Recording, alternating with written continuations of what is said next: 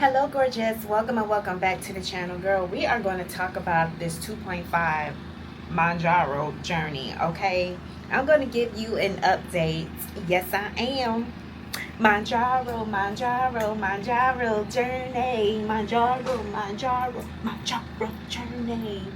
All right, girl. She is Tamika and Tamika is she. Hey, she is Tamika and Tamika is she. Hey, she is Tamika and Tamika is me. Shh. Stop all that noise out there, okay? All right, so I am going to talk to you about my first week experience on the 2.5 milligrams. Girl, it has been crazy, okay? First day of taking the 2.5 milligrams, your girl felt amazing. And then all of a sudden, your girl felt like I can't eat. The absolute next morning, I felt the suppression. I felt the satiety. I was like, oh my gosh, here we go again, where I am eating past the 4-hour mark. So I was, I came on deck, when I packed my bag, my lunch bag, I made sure I had some tangerines in there. I made sure I had enough food in there. And even though I did not want to look at the food, even though I felt, like food disgusts me right now, but I still ate my food. Because why? I did not want to experience hypoglycemia, which is low blood sugars. You can experience this whether you are a diabetic, on the GLP-1 or not on the GLP-1, because it's all about the calories you are consuming. And people who are using this tool of the GLP-1, you can find yourself in this predicament. And I did make a video earlier before this one about the signs of what to look out for and everything like that. So I had that locked in on deck, okay? I made sure that I ignored what my stomach was saying, which is you're not hungry, and I made sure I ate something. So another thing that I did not do this week was I took a break from calorie counting. I just wanted to just eat, okay? My expectations on the 2.5 was, okay, I am going to take this injection and I'm going to be able to eat more versus when I was on the 7.5. 7.5 total, I lost 1.2 pounds. I lost that the first week. The second week, I made sure that I tracked my food. Even the first and the second, I tracked my food and I made sure that I was pushing at least 15 to 1600 calories. So because I did that, I know how that looks on a day-to-day basis. So I said, you know what, I'm not even going to track this week. That's fine. And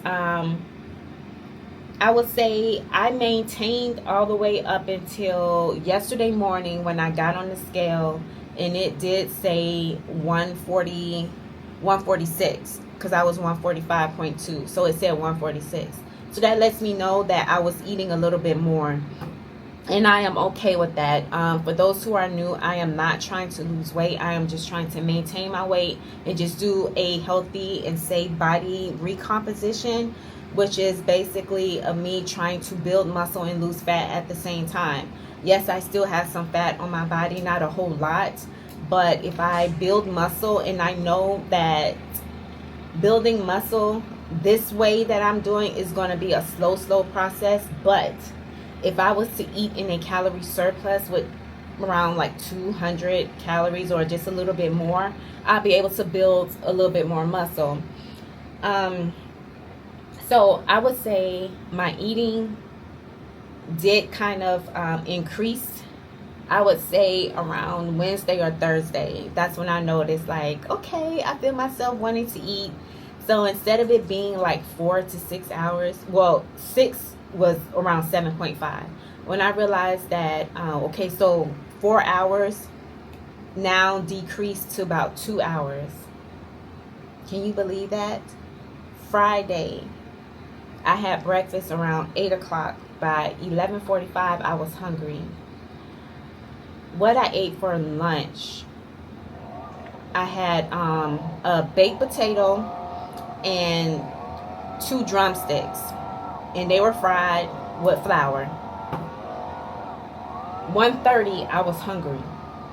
For breakfast, I had um, a sausage, egg, and cheese croissant sandwich. It was one of those frozen sandwiches because I got tired of eating like the regular, like my regular routine breakfast, which is either a sourdough toast or regular toast.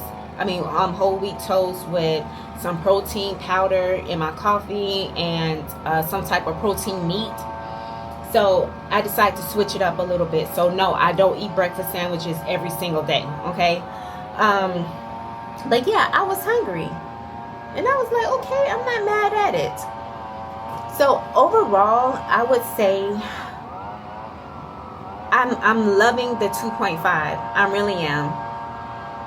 I started watching Mind Pump podcasts all over again. I've been watching them, but it just really, really increased. Like, I just wanted to learn more and more and more because it's like, so this is a little tangent now. Yeah, so that's just my update. But I'm just giving you an extra update of where I'm going at with this going forward.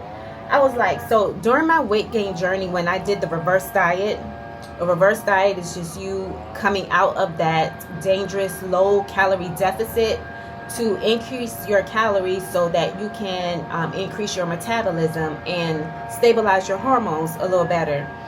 So I was like, what did I not do correctly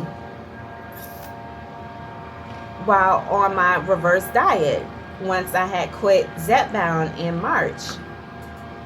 And I was like, I think what it was is that I was eating so much carbs that not only was I successful at gaining the weight, 20 pounds, 24 pounds to be exact, I started getting excess fat, like in my upper body. Like, I noticed that my breasts were not as saggy anymore, so they looked a little bit more plumped. That's a plus. My shoulders, upper body was not as small like they are right now. They were a little bit more rounded. Like, you can tell, like, I had a little bit more fat.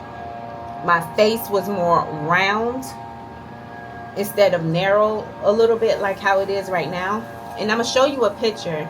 And this is what I noticed at Twan's event. Was when I watched her video and I saw my shoulders and my upper body, I was like, oh my God, I'm getting small again. And then I compared it to my birthday picture, which was August 13th. It's two different shoulders. It's two different shoulders. And I was like, I'm going a little bit too backwards. I'm going backwards. Even though my nose itching, sorry.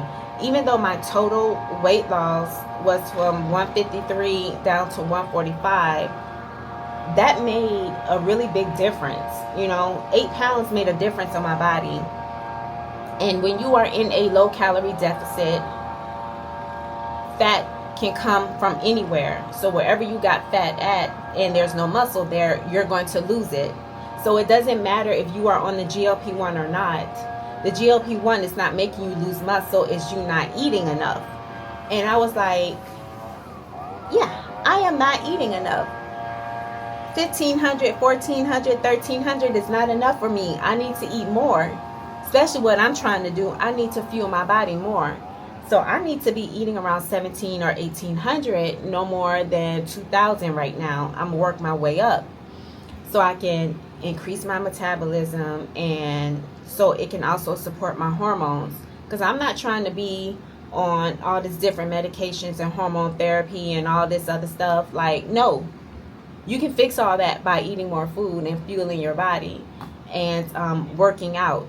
And because I do weight training, I am not doing cardio, which is burning through all of that. No, I'm weight training, honey. I'm building muscle. So that's what I want to support me in my journey, okay? So when I saw that, I was like, oh my gosh, I am really going a little backwards. Now I can kind of see what my husband is saying, but I was able to debunk what my husband said because it's not the GLP-1, it's just me not eating enough food. So because of that, now I am going to eat enough food. Now I've made up my mind that I am not taking the 2.5 every 2 weeks. It is going to be a definite once a month thing. I am not doing it every 2 weeks. No. because it doesn't make sense for my appetite to be suppressed for a few days and then I'm able to eat by day 4 or 5, and then the second week, my off week of not taking the injection, I'm able to eat more, and then I turn back around and now I'm not able to eat for another 3 to 4 days out the week. Like, I don't want that repeated cycle. I prefer it to space it out a little bit more. So with that being said, I want to be a little bit more rounder, okay, but also keep my waistline intact, which is why I am doing the hula hoop challenge, which is why I'm doing the plank challenge. So I'm going to be coming out with more workout videos because I'm starting to see people are calling me coach. So I feel like I do have that in me, that coach mentality. I have that in me because I used to train people on my job. So I have that coach mindset. And there's a lot that you can learn from me when it comes down to exercising and having correct form. And I think that's like very important. So I need to look into getting, being a professional fitness trainer. Okay. Y'all are my newbies. So therefore, come on, let's go. Step into the wild side. Just playing. But yeah, so these are the things that I'm going to be doing, and I am just locked in for the rest of this year. My lock-in series has not stopped. Now that I'm done with the 75 soft challenge, it's like now I'm going to take it to the next level, and I don't have time to exercise and dwell in on fear and doubt. I don't have time for that. Only thing I can do is learn from some of the mistakes that I made in the past and grow from that and just tweak it a little bit, and that's it. So that is what I'm going to be doing. So I hope you are here for the ride. I told you this is going to be like a little mini roller coaster, because I am learning, and I'm doing this without a personal trainer. I am doing this without a dietitian, you know. And another thing, speaking of Mind Pump, after watching Round Mound and Zepbound interview with G's 101, RMZ Charles, he made a comment about how, you know, personal trainers, I'm just going to paraphrase, but there's not enough support from the personal trainers of people who are on the GLP-1. Why is it the next day, which was Friday, I'm watching Mind Pump, the 3 guys on there, they're personal trainers. I watched them, and then they said we have a sale, a 50% off sale going on in the month of October. Mind you, I thought they were talking about October of last year. I looked at the date and it said October 3rd, 2025. There's a sale going on for those who are on the GLP-1 videos, like a workout program for you. And I said, what? You have a workout program for the GLP-1 users? Ain't that something? And they dropped it, and I think it's for the whole month of October. Like, you can look at it and see this is not a sponsored video, or I was not told to promote them. These are people that I generally watch and I get a lot of my advice from. And the fact that they are trying to help the GLP-1 users, and they know that this is not a cheat code, this is a tool, that they are willing to help because they understand that it is going to be hard to get all of your nutrition in because you are taking GLP-1, and you won't be able to get all your calories in. And I'm going to try to link the video in and get to the timestamp of where they were talking about it. But they literally said the same thing I said. When you hit a plateau, that does not mean you need to titrate up in order to drop weight when you are already eating in a low calorie deficit. Now all you're going to do is put yourself back into dig a deeper hole for yourself. So now you don't went from 1400 calories to now 11 to 1200, and then you're just going to keep going downhill. And the only way to get out of that is through a reverse diet. Baby, you better lock in. I am not a personal trainer or a dietitian, so you do what you feel that is best for you. But if I can do it all over again, I would be following this method. I would not be eating below 1500 calories just to drop weight. I would not. I'm trying to share my mistakes so you won't make the mistakes. Take everything I say with a grain of salt and try to apply it wherever it seems fit to you, but also make sure you take it to your doctor and your dietitian and see what they say, and then you go from there. Okay? Because we're all in this together. Thank you so much for watching. Goodbye, gorgeous.